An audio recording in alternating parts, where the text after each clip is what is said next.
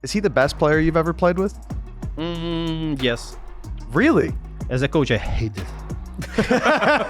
I hate it so much. To be honest, I don't think is a super team right now. Okay. Thanks for joining me, gentlemen. It's time to get underway talking about Valorant VCT EMEA. But because we've got you here, Angel, we're going to swap it up a little bit. And we're going to start by talking about you. First of all, again, thank you very much for joining us here today. It's always a pleasure to have a chat No with problem. Well, I'm happy to be here. Always happy to be here, right? I have to say it. you. Contractual obligations. Yes. Yeah, we'll pay you afterwards. But I kind of want to... Afterwards? Yeah, of course. Oh, Okay. No, right. we'll get there. We'll get there. I kind of want to go into, obviously, what has been the big change in your life as of recently. You had a 20-plus year playing career, I believe, maybe a bit longer, maybe a bit less. What was the reason, right now, that you went, okay, this is the time to move into the coaching booth? I played like dog, so...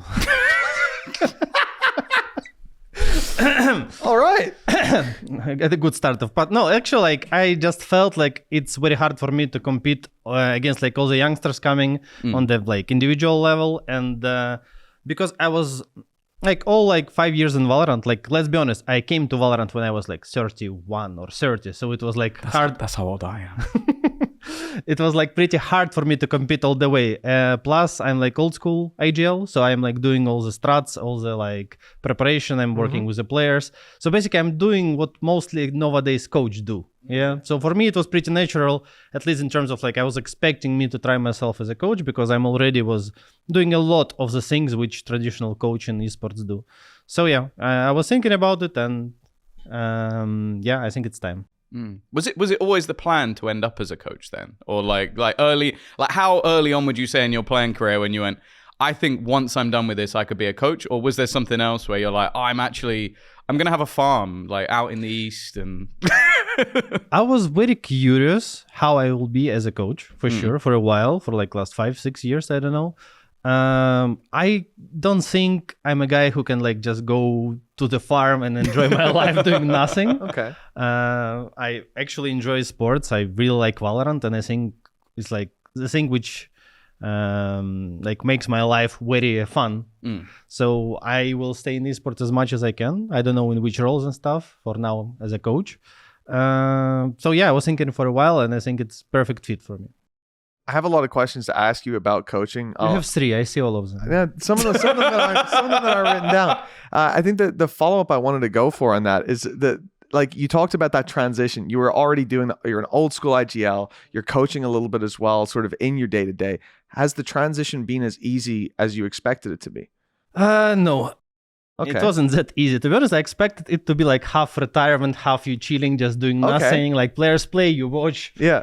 Whatever. But then when I actually started doing it and understood how much impact I can do to the team, I realized probably I'm doing too much right now. I literally all my days I wake up, prepare for the tactics which we have before pracs, then obviously the main guy on tactics and introducing new ways to play the game, to approach the defense, attack, and setups and executes, etc.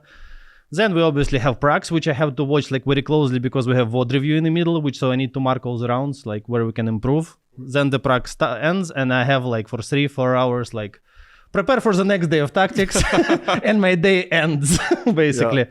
So I don't know, maybe I'm doing something wrong, but for now I feel the coach, maybe let's be honest, it's first year for me as a coach, so I'm not sure how it's usually done. Maybe I have not enough assistants on the proper spots. Maybe I can manage my time better. Maybe I can prepare some tactics during the last 2 pracs without marking the rounds for what. I don't know yet. Sure. I'm still organizing. But what I know for sure is that right now I'm working too much. Yeah, I think a big part of coaching is having your system, right? So you need to figure out the difference there. And also to give you credit, how much experience does Xiao have as an IGL?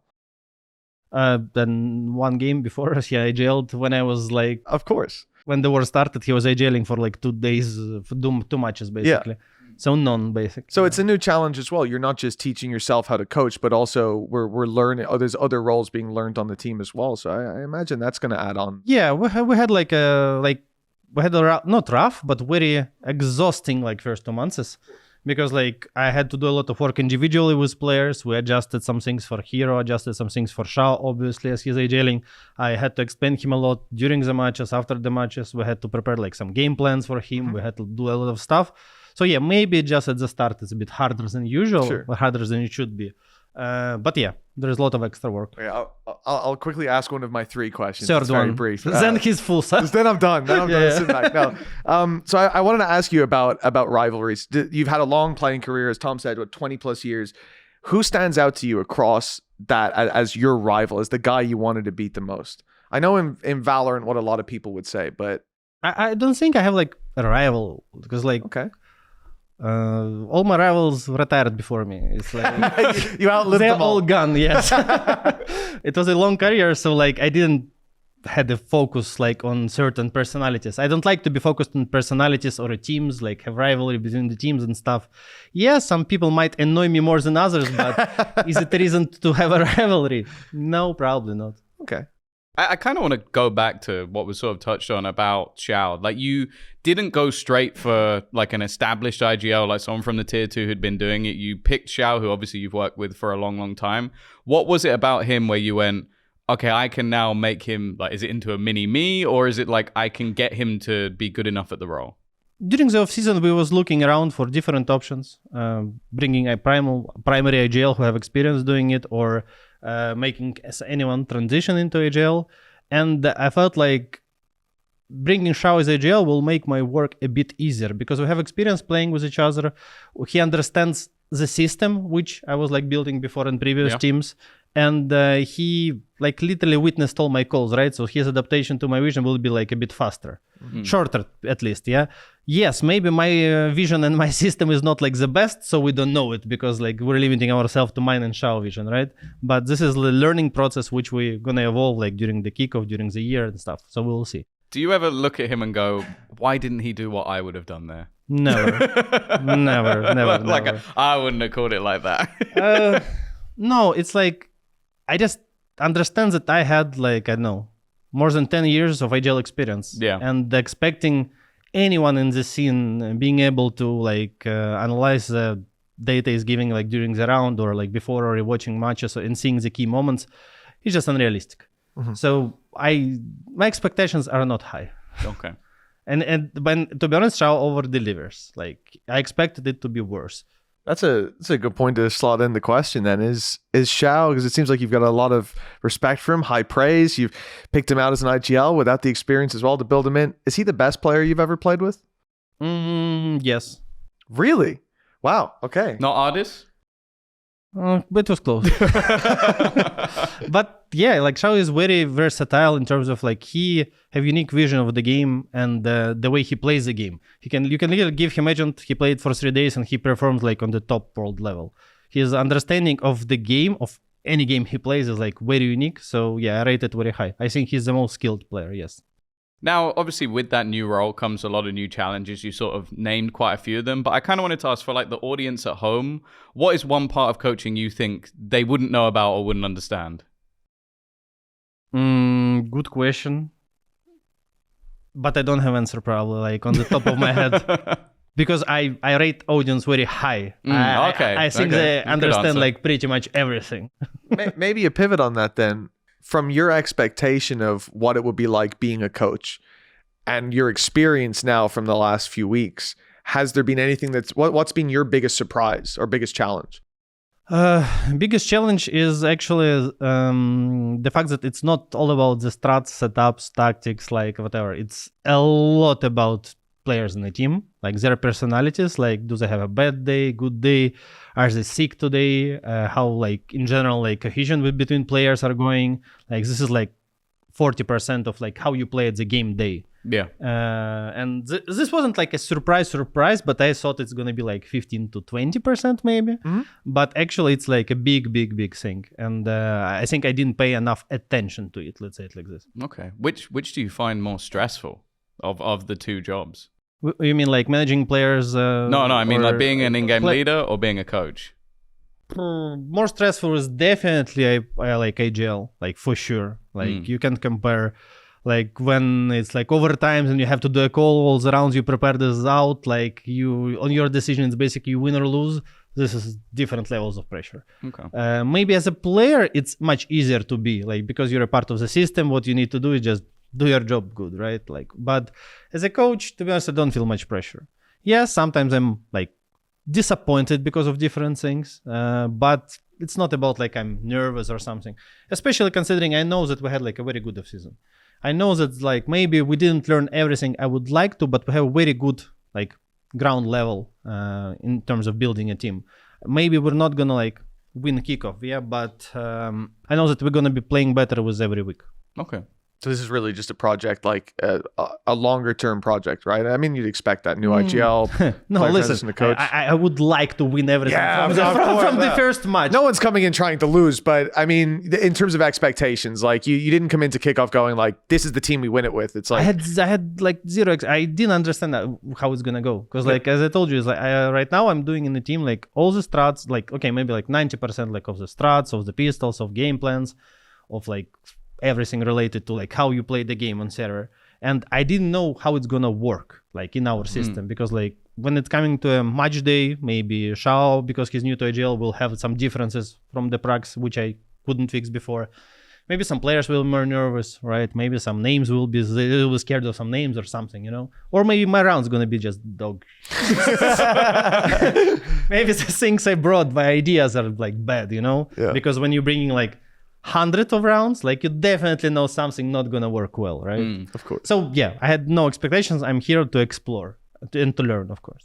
You said earlier that you love Valorant, and we can see that. You've been here since day one. You haven't gone anywhere. And even when you leave playing, you're not going anywhere. You're here to stay.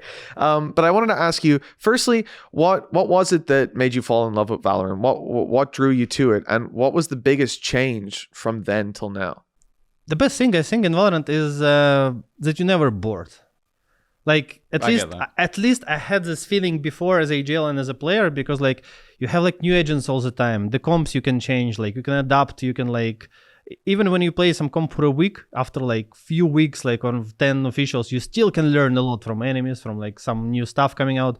Maps are always like in rotation, so there is no like stable thing. And I really liked it before. As a coach, I hate it. I like hate it so much. It's like, imagine like in CS I played before, yeah, you have like 7 maps, you create strat book, map went once in 3 years, come back, you have the same strat book. Everything same. Here you change to agent, 50 more strats, new strat book in 3 days because you have a match. Yeah. Like literally, like I don't know. it's very hard as a coach, like if you want to do it on a like high quality level.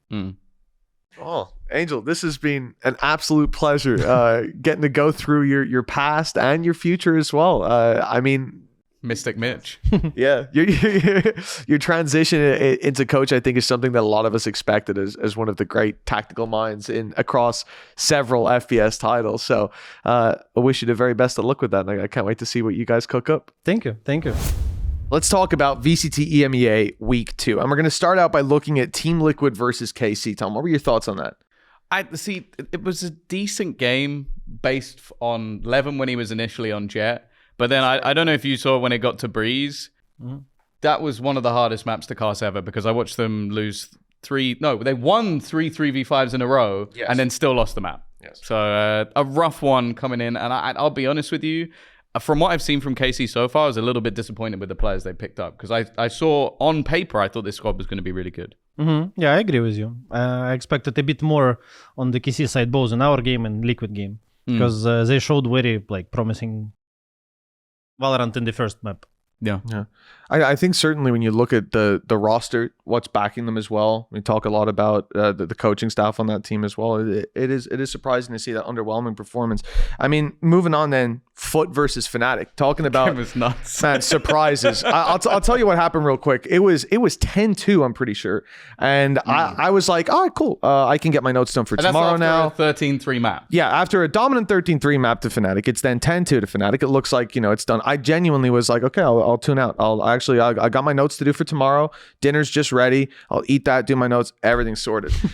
And then about an hour and a half later, I asked Uli if he wanted to play some games, and he said, "No, I'm still casting." I was like, "What other league is on, brother? What are we talking about?" Did you watch that game? I'll be honest, I was one of the guys who left after 6-0 on second map. You know what I mean? Like, It's valid. what happened? I don't know. So now no one knows. Yeah. Literally 2 guys in the whole world knows who was casting it. We should have got Pansy and Hyper. Yeah, we should have. They know what God happened. damn it. I mean, what a surprise, man. Like, we've seen the potential from foot, but I feel like we've seen signs even before the map and a half that went down that should be a stop. Should have been And over. Fnatic slow to start in opening matches at kickoff? Sure. They even had it was their opening match where there was a comeback against them, right? They got a taste of their own medicine. But I can't believe we got to see that up against Foot, because Foot, for me, were a team that were set to underperform. I think the weirder thing for me is then the next game.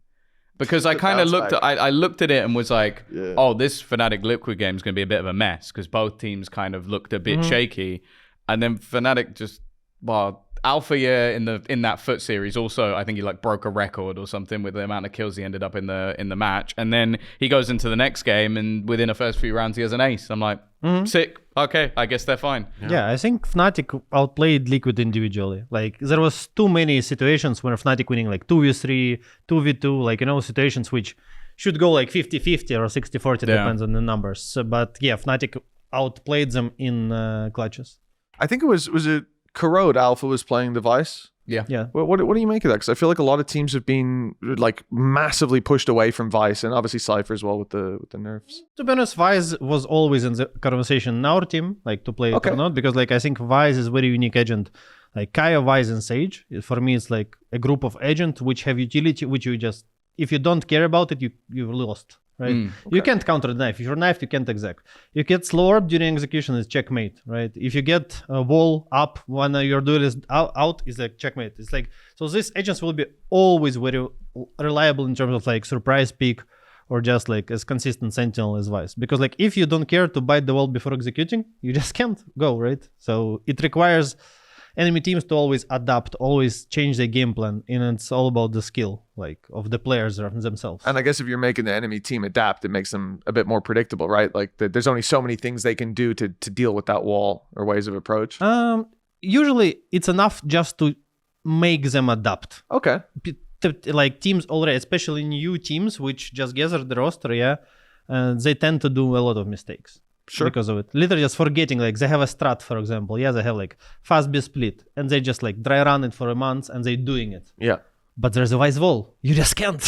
Yeah. What do you do Or now? like they play Sage. Like what? You just got slurped. Like, or you get knifed, right? On like your raise plan of ultimate round. So I think like playing Vice is pretty annoying on Corrode. It ties in nicely to the next game we were going to talk about, because a team that has been running quite a bit of Sage has been GX. They've put Westside on there. I'm still not sure about the Westside chamber, even though it's decent, because he's a player that doesn't really like to op. So I feel like it's a little bit weird. I don't know. What do you think about that? Can you just use Headhunter and aim diff everyone? I'm not sure about Westside Chamber. I think Chamber is an annoying agent, and he definitely have a place on few maps. Like depends on how your player like feel on this map. But I think like Westside would be a bit more impactful on the agent with more utility. Let's say it like this. Yes, I know his strong side is aim, right? Like winning duels. Yeah. So Headshots. that's one of the biggest like upsides of Chamber, because most of the fights you just have a duel with opportunity to TP away, right? So unrefragable like kill.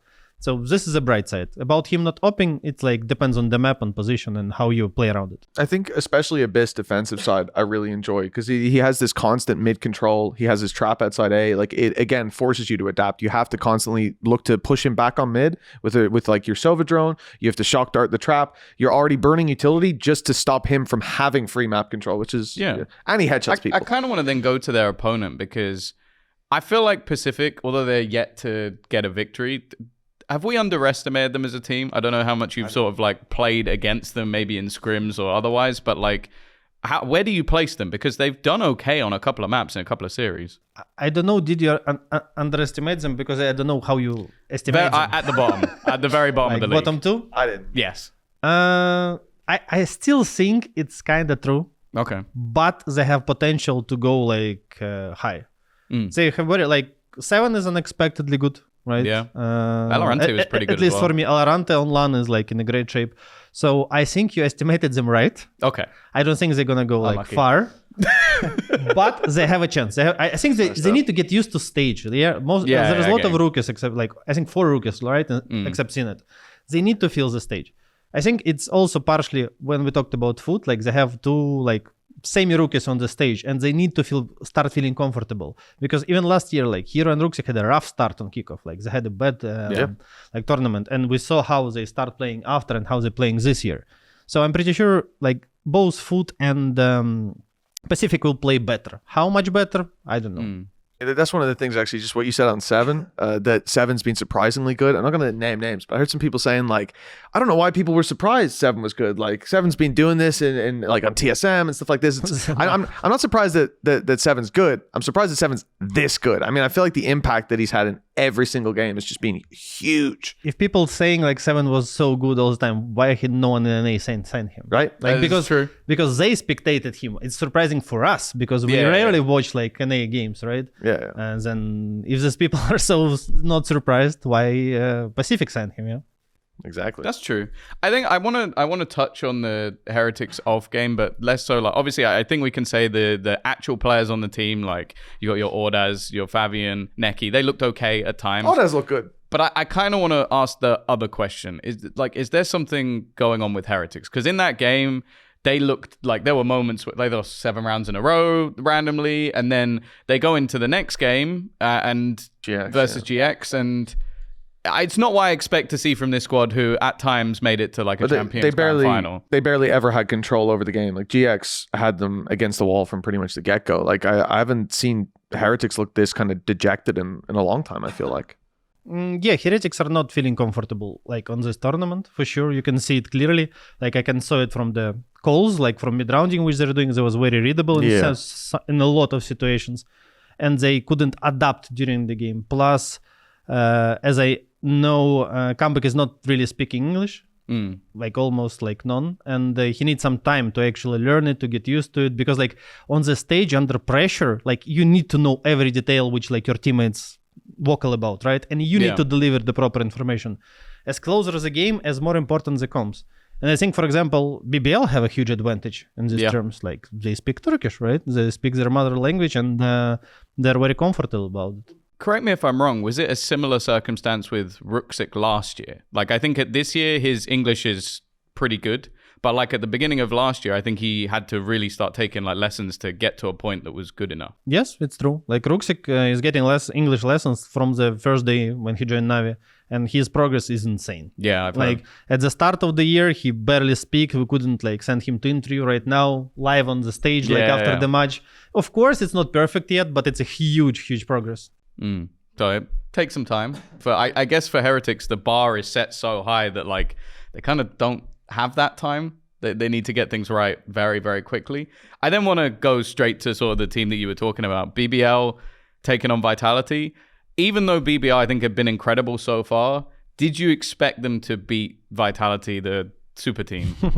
To be honest, I don't think Vitality is a super team right now. Okay. And don't get me wrong, I don't underrate them or something. I see the systems they're building, it's good. Okay. But you can clearly see that there's a big place reserved for Sayonara. No disrespect on Fake, but it's 2 different players with different playstyles, with different approach and different like role in the game. Sure. And I see that like the system is currently lacking the player which will like take the Phoenix role like on some maps, like will play aggressive. Or Yoru as well. Or Yoru, yeah. So yeah, no disrespect, but it's not super team which we will see like on the stage 1. Were you surprised by BBL though?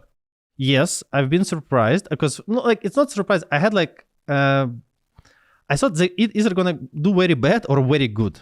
Okay. Like it was all dependent on the first game for the result. Like Turkish teams are all about like emotions, about confidence, about like winning duels. If the guys will come into theater and show the confidence, I'm pretty sure they're like they can win like every team in this league in a good day, right? And they're proving it.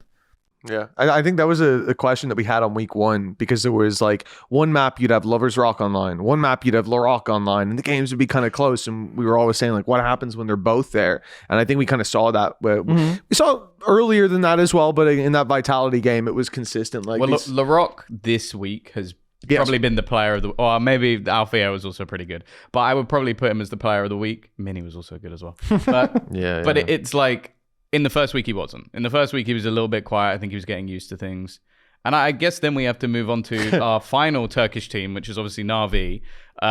Didn't quite go to plan. Were you surprised by mates? Because I think that's another team I can say has shocked me this kickoff so far, because they're kind of running through teams that like I kind of expected to beat them, including you guys. They shot surprisingly good. That's for sure. I think Martin had his best game of Martin had the best last year. game. Mini was like just pre-firing like this 4 kills from Ems. I like what is this reaction time? Like, you know, like the bind one. What are you on? You know, like what are you on? Like crazy. What is happening? And it was hard game. It was hard game for us. But I'll be honest with you, it wasn't our A game. We had some like inner problems. Like after 2 games in a row, we had like Rook sick. We had like some like was deciding on the map changes and stuff like this. We had a lot of discussion, so it wasn't our A game for sure. But respect to M8, like they shoot very well. Like from the strat wise, I'll be honest with you, they didn't like surprise me, or they did something like super smart. But winning duels and executing the simple game plan properly was good from them. Yeah, I think it was like comfort for Martin. I think Bippo had probably the best performance he's had so far as well. Like, yeah, I don't think his stats necessarily reflect it, but he was just annoying. In terms of impact. Yeah, it's for sure. They had like their best game of this kickoff. But then I guess we can kind of move on to the upcoming matches. Obviously, I kind of want to start in the lower bracket first. We know what you've got coming up, but like KC Foot. I feel like I almost want to go straight to predictions, because I feel like we've talked about the teams, what we kind of has as expectations. Foot did well versus Fnatic. Is that them now beating KC? Did Foot do well? Did Fnatic do poorly? Where do we sit on that? That's kind of what decides it for me. I think Foot get their warm up, because they had to fill the stage, like what I told you about new players coming, and this like a lot of overtimes close game against Fnatic. It's either like breakpoint to make them actually better, because they like they played like almost 2 games in 1 game, right? So they will be either comfortable if they gonna have their emotions under control, because you know, like close games, this loss, it can like not be good for a team in terms of like working. I think Zeus being on a decent level as well is important for me, because after the end of last year, I was like, oh, maybe this guy's going to fall off a cliff, but it seemed like he performed pretty well in that match. I think he matched up with Alpha in the end. Like he was top on server. So yeah, all in all, can't really complain about that. So are we locking in that you think Foot are going to take it? I think if Foot actually get confidence after Fnatic match, it's going to be a very close match, like very close match. Because KC have a good roster, let's be honest. It's just all about how we'll execute this roster, like how they will actually play on server. So we'll see. I think it's a very close match, but most likely 2-1 for KC. The other one is what? Pacific. So with all Gulf? the warm-up, the KC is still winning. They're still winning. What? Oh, you build it up they've warmed up, they've got into it. Great, Zeus is good. And they're going to lose. They're going to lose 2-1, yeah. No, I said it's going to be close match if Foot actually took it as a confidence boost. But they're still screwed. Not screwed. Yeah, What about Pacific Golf? I feel like that one. I feel like it has to be Pacific just because of the circumstances around Golf. Yes. Ulf hadn't the good preparation, so I didn't expect much, and I don't expect much from them on kickoff. I think they will do much better on stage 1, because like all the changes, they came to Berlin pretty late. They will start practicing pretty late, as I know. So I think Ulf needs to use this kickoff as experience. Sure. Literally as like getting used to the stage, like talk to each other, get used to like bootcamp where they live and stuff like that. Okay. I have a question then when we move to that middle bracket. We've got Navi Fnatic, and I think asking for a prediction there maybe doesn't make a ton of sense. I feel like I know where you're going to go with that. What I want to ask you though is, now that you're a coach, because I see that matchup on paper, I know the storyline that we've been selling since day one, since Party Parrots, was you and Boaster, that head-to-head. Now that I know that you're not a guy that holds on to those rivalries, right? But do you feel like a little bit of that still now that you're in the coaching seat, or are those times gone? There is one rivalry. I'm actually cheering for Boaster to go to -500. I saw the tweet like with the biggest. It's like I'm literally cheering for him not to like get over me. I need to be second. You know. So basically, you need him to keep going negative. Yes. That's the motivation to win. If we can convince him to entry frag on Brimstone, I swear to God. This is the only rivalry I have right now. Oh, it's beautiful. I'm guessing that you're gonna predict in the, I suppose now, Shao versus Boaster head to head. I'm guessing you're gonna go with Navi. I think it's good. I just 100% sure it's gonna be a close game. Yeah, like, I hope how so. it's gonna go, like with a Fnatic playstyle, it's very hard to say because we know it's gonna be a lot about clutches, and when it's all about like clutches, who knows who's gonna be good at this day? Yeah. Is Ruxic feeling better? Yes, but not healed yet. Okay. Hopefully. He's got a few days. Because if you had said no, I would have predicted Fnatic to win. He needs to be on point. What about the other game? You can the Vitality GX. Who's other? Vitality GX. GX is getting also like more and more comfortable from what I saw from the Ara looks great. yesterday's game. Yeah, Ara looks great. Vesa is still shooting. Cloud is in shape currently, right? It's important for AGL. Flickless as well. Yeah, flickless Cloud. So basically, Crazy. it's gonna be close. But to be honest, probably Giants will win eventually. Okay. I feel that. I feel that. I think they've been good. Is with the other two teams, obviously we don't know who they're playing yet. It would be Liquid and Heretics, who are still kind of waiting. Of those two teams, is there either one where you think, okay, I think they could make the lower bracket run? Because I feel like both of them have had those sort of like shaky moments. I think Heretics can make a lower bracket run. If they will, I'm not gonna tell what. Okay. Yeah. Keep If your they secrets. PayPal me the right amount of money. Yeah, I mean that's the thing though. I do agree. Like I think Heretics, they have that potential. It's just that we've seen them trip. We need to see them hit their stride, and we know that they can. It's just right now. It's there's always the other thing is there's always different problems. I feel like week 1 I would have come in and went, it's comeback. He's ahead of the team. He's playing on his own, and he was good. And he was good. Yeah, exactly. He has now looked more comfortable. He's looked like a better fit in that system. And then there's other issues, and so it's just ironing those out and seeing what else comes from under the folds. Really is where it's at. We do know one of the matches though. One more to talk about. Your BBL versus Gentlemates. We've talked about BBL. That'll be in week 4 though. Yeah, that's true. It's ages That's away. true. They've got a whole extra week to prep. So much Oh my so, yeah. goodness. He's like, I would have had that. That would be nice. There is potential for one of the teams play 3 best of 3 in a row, like 3 days. So like 15 maps in 3 days. Yeah. Oh my. Not bad. goodness. Not If bad. it's anyone. Yeah, it's gonna be so painful. Imagine like going into upper bracket and then 0-3, 5-2-3 best of 3s. So I'm even a bit happy not to go to upper bracket because this could like literally destroy. The hell run. Yeah, it really could be. I think then I'd like to get your opinion on that still though, the BBL versus Mates. We'll I touch think him with BBL will win 2-0. 2-0. What Let's be a five, about 3-0? No, the 2-0 and we leave. 2-0 we just go. No, to be honest, let me think for a Mates will second. forfeit after Like 2. 3-1 or 3-0 depends on the map pool. Okay. And to be honest, I don't remember exact map pool for BBL. So let it be like 3-1. I'll go safe. Now it's time for Heaven or Hell. In this little game, we're going to put you through the ringer, Angel. We're going to ask you a series of quick prompts. You're going to tell us whether you're going to send that thing to heaven or to hell. If you're sending it to heaven, it means you like it. You want it to stay. You think it's good for the game. It's a great thing. If you send it to hell, it means you don't mess with it. You want it gone. You want it out of the game. Never to be seen again. Okay? Tom, take us away. So, first one. Coaches being able to talk the entirety of the match. Hell. Hell. Why? Because who needs IGLs? And it's a big part of the game. But then you get to talk. You could be the IGL from the back seat. Yeah, that's the whole point. Like, I think Valorant requires for it to be different roles and different like things in the game. And IGL is so important in terms of like game. Okay. A Scouse accent. Hell. No questions Don't need asked. to ask why. I need to, after 1 year, I start understanding what Argus is saying. Breeze is always the first map in a series. Hell, because it's boring. I'm with them. Even with the changes. No, I like the map. Just every time. Yeah, fair. Okay, yeah, that makes sense. Reyna Instalux. Hell. Yeah? They don't always got the aim. First of all, this, and second, I like team play, and Reyna not really a team play agent. Mm-hmm. Your assistant coach's Twitch chat. Heaven. Heaven? No way. Talk me through that one, brother. I'm gonna need more info there. Guys, it's much easier than you think. They literally see both sides. Like, that is fair actually. If they've got X-ray, yeah. I think you should go, hey, it's open. guys. He's a smart guy. Yeah, we set a trap there for ourselves. Okay, IGLs who die first. Heaven.